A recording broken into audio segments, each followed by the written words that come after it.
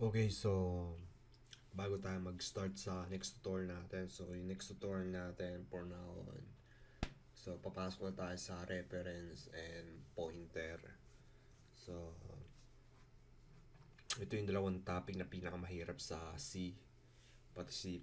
So, kung kung web developer kayo, hindi nyo kailangan pag-aralan to. Pero in the future, ano, may web assembly na programming language para sa web.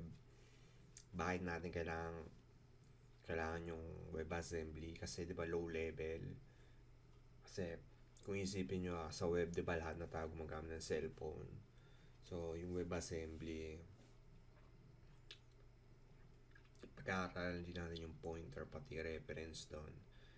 Kasi kung gagamitin natin web assembly, so for example pwede na kayong gumawa ng game sa JavaScript, HTML, CSS gamit lang yung web assembly.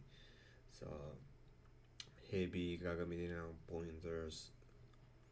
So ayun, so maybe in the future 10 years or 20 years pag-aaralan natin na naman yung reference and pointer kasi mas mabilis para bumilis yung program natin. Kasi kung gusto nyo talaga maging magaling sa C++, kailangan yung gawin yung reference pati pointer. So mahirap to kahit din ako